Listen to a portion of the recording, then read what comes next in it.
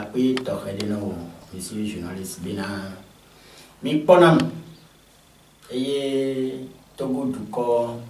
et pays au Keke, au Sénanko, et au Pona, et King Dagmabu, qui est pédalo, et du corps, vous t'inté pédalo, à nos vovo.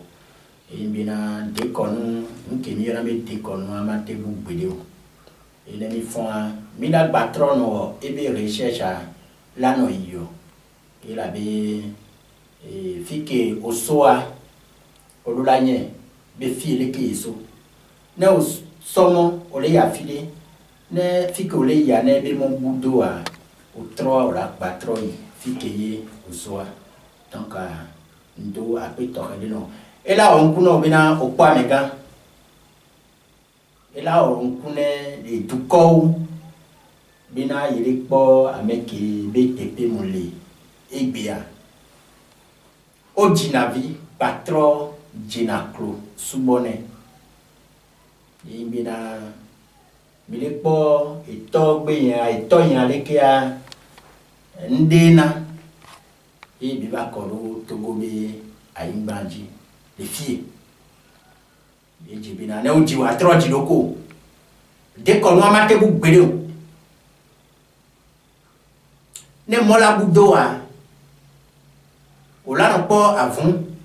Et là que mieux n'avait chien avant. Ne mola boudoa. Ne belé ya fili pépé fike mouille po. Ne le jaya ou là pour là non dadi donc le moindi. Là non dadi donc le moindi. Kaka ay bila fike belé ya. Nous cantions, Maboumo, Maman Boudéo, ne ya fini pépé la battre pour Bahome. Intia, avec bien Fodi Moulia, Intoya. Ok, on laisse une coin les traditions, mais pas dit. Au Djibé, la Koundé Gomé, Djibé, la Sénande Togomé. Les gars d'Abemaboubois, Djababa, qui n'est pas ou la Doto, Nyakemi, les gars, Nyaketi. Nyati ke les gens tous les wétroyes à l'eau gapu pour yamea ou la doutou la seigneur des poids quand le dit bien dit nous sommes au droit ils sont bien au là-bas blabina tada bimaboua tradition bakpadia et pour les deux traditions bébé gassia gamin si bele ko blazale abe nene nemila se comme mia togbe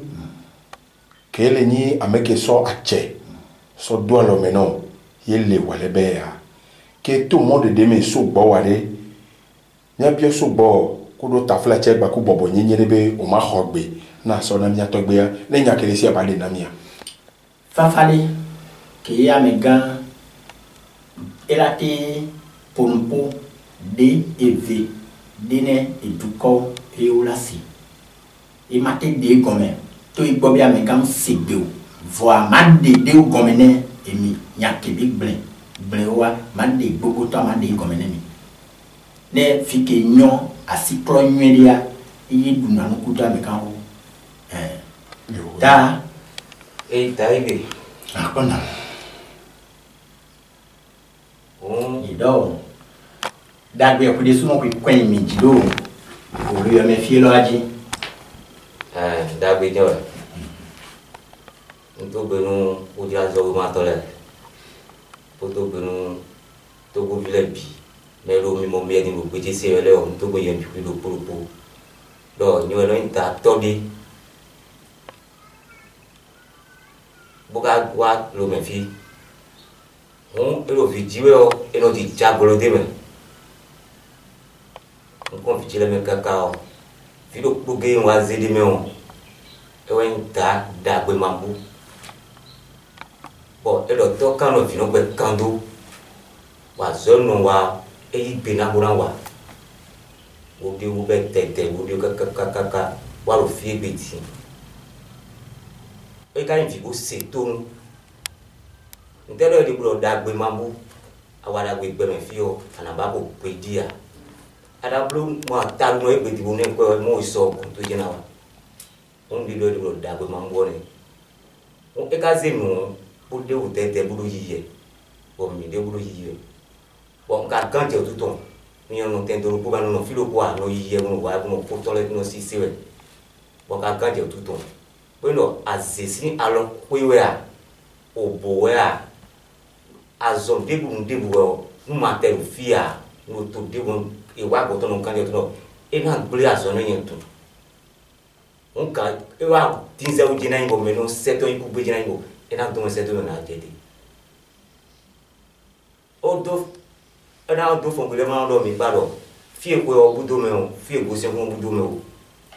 o ayin chuku mlaliti buru yiyo e mlali ko mbe o no adoro to ali ko wa adoro to ali ko no yiye nte o to no bulumo ena boali auto do inu ko do adoro do nsi mo ena to ali we fie ko mo ali so si bute pidia wa zo ko e dio e ka ya so pe bi ko e dia me du si se mo me yin do to gandi bo se e ya so pe bi ko e dia no ku gan e wa nzero tani do ko ti du ko so joni on ka mo re ren na ren e wa so so joni mi a pon do mo mi fi o mi po fi di o mi a mo ku fi sa gbata ke bi so nde bi o fi me lo re ya ma mi ta aka fi o mi pon sa to mi a mo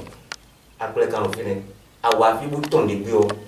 e lo ina lo e o ya ma sin lo bu yi lo bu bu example mo yan ina kan bra ki je gbe to me pon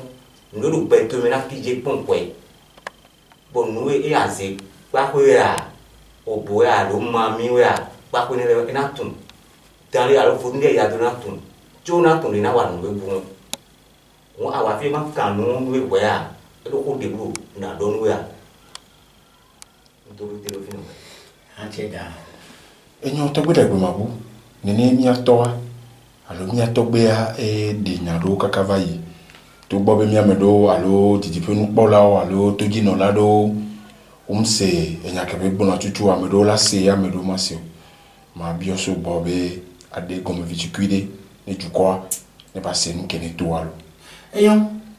so ye jang bata pene to ko tukwa tak pene Benin tukwa tak pene Ghana tukwa tak pene Côte d'Ivoire tukwa tak pene me ke bele to jine nya ke bele benefia me o le si o le pomia tak pene o bina ni des fois ne va ka jang bla bina no jiwa tro jiloko e bina atide nchi ngbaro e bina amega do gbene to jino to pata e to gbene ame ke le pomi e to gbene o pata bina ne ole jivi oyi punsu oli nyonu ole jivi a ola ba jivide le vieux domaine que ye viwa ye nyina e vi que ji o kanado vi que nti o banado le dossier o mio nko ngbedome o e mbina nye de e vi que ye ji bin dagbe mabua on reso feto me e mva o jina vi patro jina ko subone yele yo menam yele subom egbe mu nye yele subo nu ke mu heva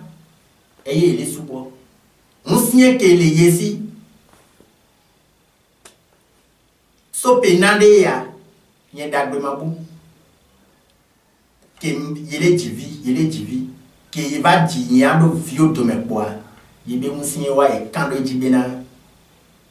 de batro va roudi et nya mo reso feto me yenu va donc a ntie il est subo le ke ji il est subo nene ke chan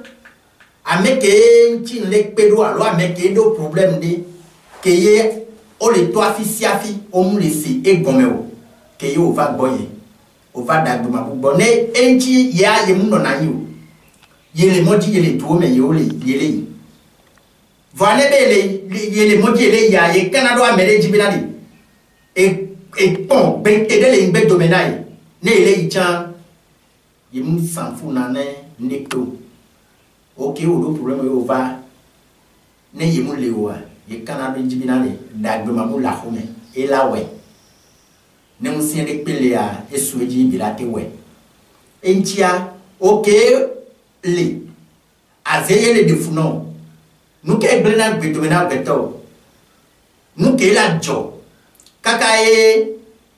téléphone la do gomeno yo mene allo dagbe mabula po ye la home benadi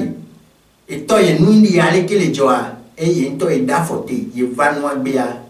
ngba ina et nyavio et les ciblés noirs et gogo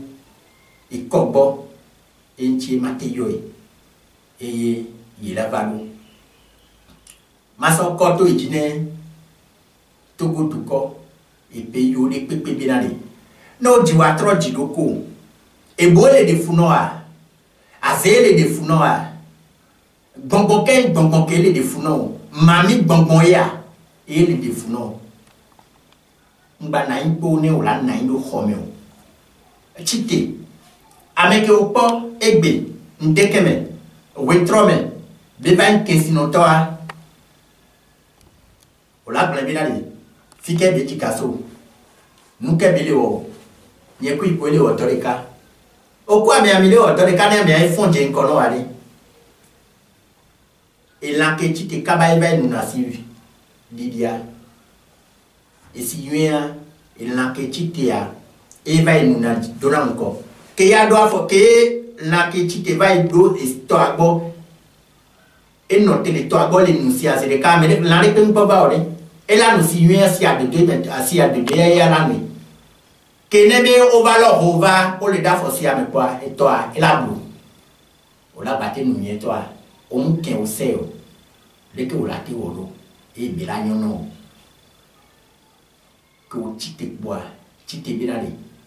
e nu ba nyona ya godo ngba glen bi na le a o ma na impo bi na le ma o po ela we na ma ngba na impo gbere o to ba di o le do serum no e do lele ke ren va kondia nenu ke o le glen bi na le et doit battre les montées Luigi ou les didiou et calé ou les condi ou les dossiers non ou les doigts oui non faut les potes yo les que là on vient si a mettre bien comme to dagbe mabu pour kaname numéro yale WhatsApp numéro yen a me via kekia et le WhatsApp dit numéro DPP les 00228 90 93 68 12. Allo 99 42 70 45 10 quoi. La kilo yen da du nabunti. Ao fofo ye le kondi. Ao novi ye le kondi. Bede tonye ke jima, tonye ke hodjima ye le kondi. Faut les doigts bouine voir. O les dos sérum ne, o les dos roune. Moule sinde pento gomeo nonye le Côte d'Ivoire les doigts brûlés les dos sérum né o les dos ne voir nous que les pleva quand dia nene be noa ko le fifia o bena le mima batte yegbo nous que les joel be le nene o pour canen da duabu na vele yo meno le ja blin tiwa sérum moi que o les donner que nous les deux bien la mewa azela te non bon moment a melate to bonbon me azelate so be power la de usie ke la te na ke yembe da noa sero moi la yo donné no alo la yo donné fofo e la yo donné tatawa o la te de power wa le me ke ye sero moi ma o donné gbele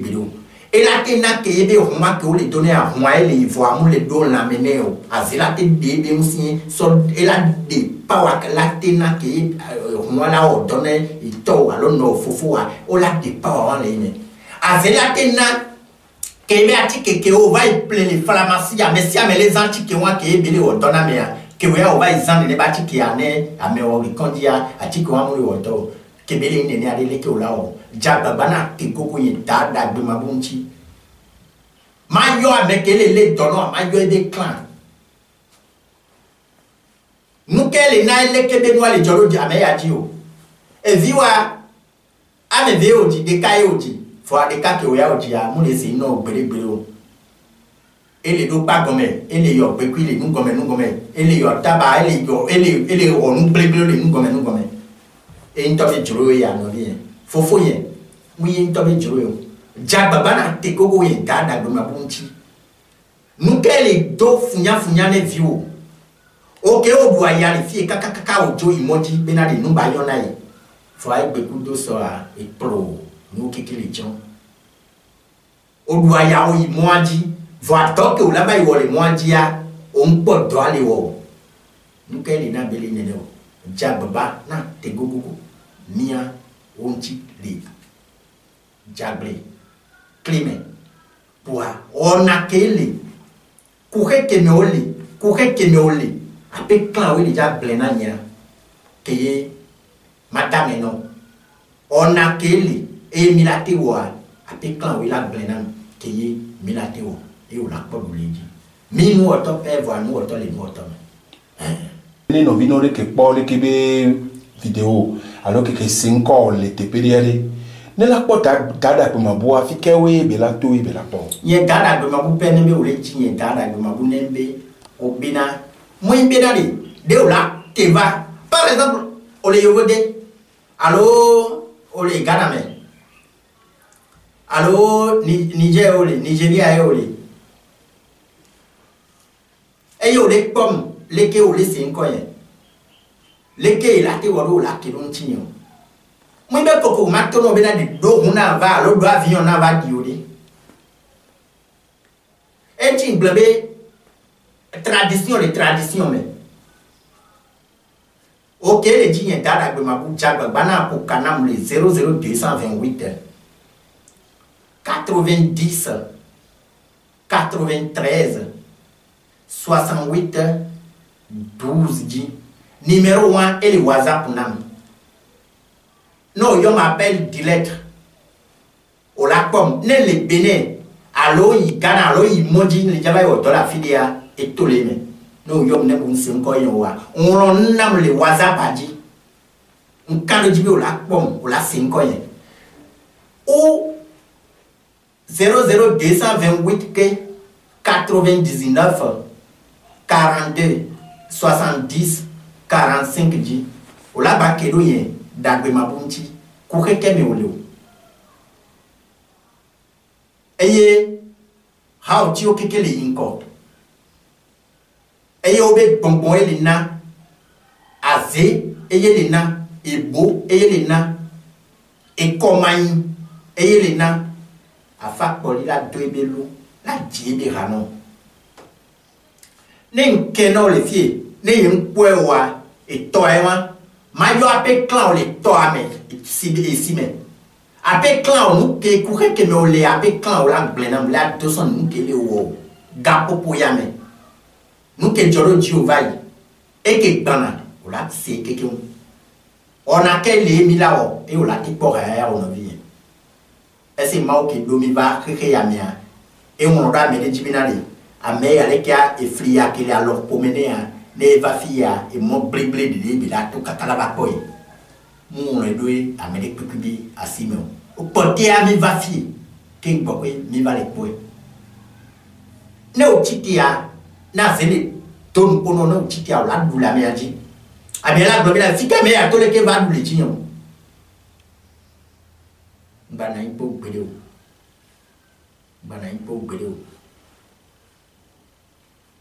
ne auquel le me fi o ti bene le ava ponye to face à face leke jagbe bana va jagbe ba la glace ben kume pour kanam le numéro que lena dit le 90 93 68 12 allo 99 42 70 45 dit non ba la glace ben kume no yo kwa de viola va pro et o la va boyeli clément no va do fia o la va boy la home de viola no yo kwa de viola pro kaka o la va boy la home o la va ponye nto la pataye ona kele mila glen mila we o la nya bena de te konu bale do te konu bebe kasi agame kule de nya so wu ona ya noa enyalela no nya togbe asi ye bela so akpanu ya no mi alomanyo enyo ke nya bioso bobe asogbe ne na mi eyo o ta o yedo nti ho adole yo nti ho la bi melo pro bo yedo ka do menjile chum mina ton pa on wina do hodi baso do wi fuvon ho nu mi dole yo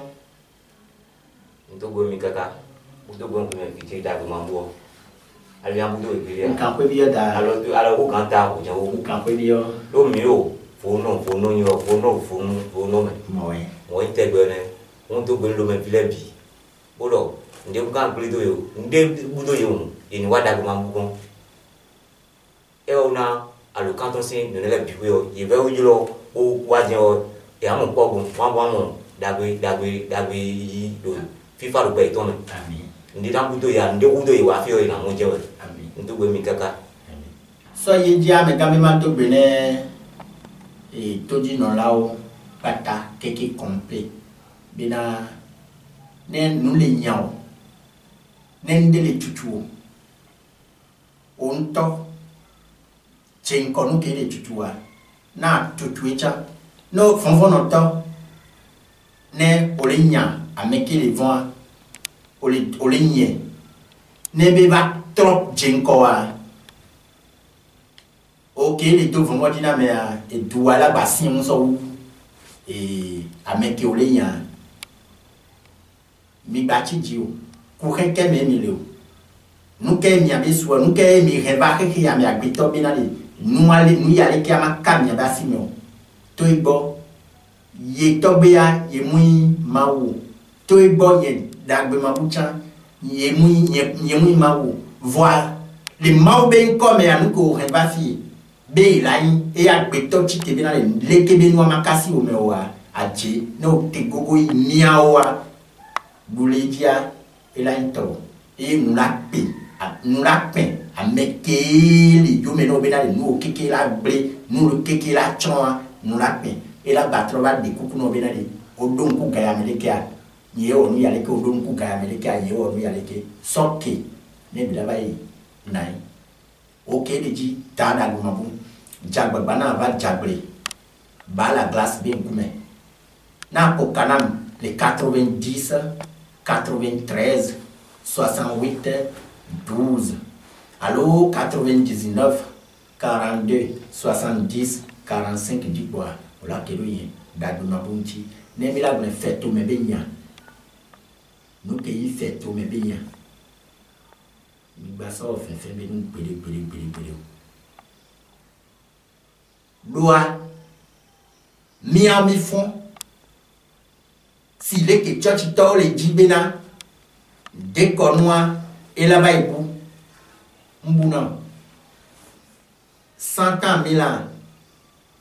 ne tolé les moules ou à flamassi manayou, ne tolé les moules ou à condi manayou, ne de kacha,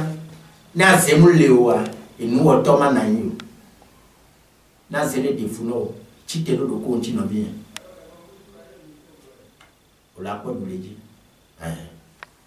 et non to be dada ma bomi do akpe